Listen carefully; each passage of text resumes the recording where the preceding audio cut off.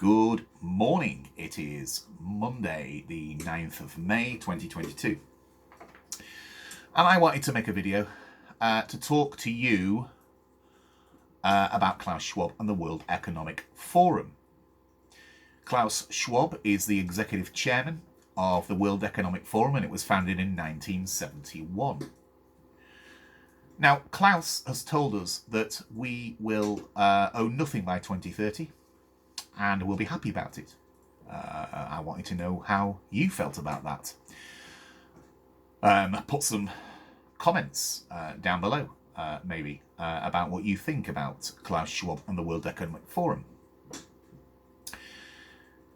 What does it mean when he says that he wants to control the world in this way, if you want to see it that way? What it means, simply put, is this. The World Economic Forum is full of tech owners, big, huge pharmaceutical moguls, the tech world, and the innovators, the people of finance, the people who move the world, the elites, I suppose they call themselves, although I've got other words that I would call them. However, they wants to instigate this system whereby nobody will own anything by 2030 and you will be happy about it. Now, I personally think they've already done it because a lot of people have said to me, do you think they're ever going to get away with this? And my answer to them is, well, they've already got away with it because it's already in existence. Let me give you, for example, if you buy a car for £10,000, say, for instance, do you own that car? No, you don't. It is the DVLA that owns the car. You are just the registered keeper. And when the V5 document comes, it will ascertain this on the document. You are the registered keeper. Same when you buy a house. Do you own a house when you buy a house outright for cash? Or when you finish paying for it on your mortgage? No, you own the rights to the profit that is generated from it. And that's all. And people just simply put don't understand that. Now, when you apply for a mortgage, the mortgage payments or the money that is given from your Sessoir KV. Now, your Sessoir KV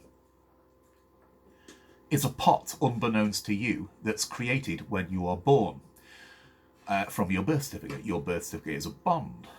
So what happens is, for every newborn baby, a duplicate birth certificate is produced, and that is a stock exchange bond, and it's floated on the stock exchange, and over the course of your life, it accrues many interests. So, for instance, I'm 57, my pot is probably worth about £1 billion. Unless it lost money, it could be worth £500 million, but it's going to be worth a lot of money. Also, if I was £8 when I was born, and I was, that would mean that £8 worth of gold is floated on the stock exchange as well. And that's where the term comes from. He's worth his weight in gold, because he literally is, or she is. So that's what is going on. When you apply for a mortgage, the bank don't give you the money. It's your own pot of money that you are borrowing from. But when you actually go to the bank, they will have to ascertain as to whether or not you are actually worthy of borrowing your own money. So they'll do a credit check. Now, once they've ascertained that you are eligible to borrow your own money from your own Sessoir KV, your solicitor, their solicitor, the vendors, they will apply for fees that are all coming out of your Sessoir KV, unbeknownst to you, and then you pay them a fee on top of that. You'll then spend the next 25 years paying your mortgage off, and when you finally think you own it, you actually don't. You own the deeds, which you kind of own it, but you don't really. You can't ever own a house because it is belonging to the Crown, the sovereign state. You certainly will never own the land it's on. So, in some ways, renting's better than buying, because if I have a hole in my roof, there's a man that's going to come and fix it free of charge. When you own it yourself, I know you've got insurance, but predominantly you are paying for all the repairs yourself. So you are the registered keeper of your house, and you accrue profits that house may accrue over time. So if I buy a house for £250,000 and 10 years later it's worth £500,000, you will have paid £1 million back, 3 times its value at least, to own that £500,000 house. But if you sell it, you own the money that you sell it for. So do you own the house? Effectively, you kind of do, but also you don't, because you can never own bricks and mortar because it'll outlive you. So you can pass it on and they can sell it for a profit and make money, but predominantly you own the profit on a house, the same as you own the profit on a car. But a car will only make profit when it is a classic car. Most cars lose money as years go by. So what does Klaus Schwab actually mean when he says you will own nothing by 2030, and you'll be happy? Are we going back to the days of rediffusion where, we rent our TVs? Well, predominantly, yeah, kind of. So it's a good thing from the point of view that you don't actually need to spend £2,000 on the latest telly and your phone. You'll rent them, you'll lease them. So I suppose that saves on the amount of money that you have to shell out. And of course, obviously, if anything goes wrong with it, you will get it replaced or fixed. So from that point of view, it's quite good. But from all the other point of views, it's terrible.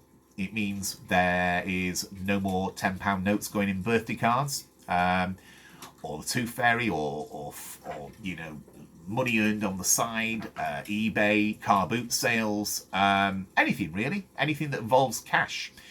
And it is part of a bigger problem called the global reset, which is also what Klaus Schwab talks about in his books.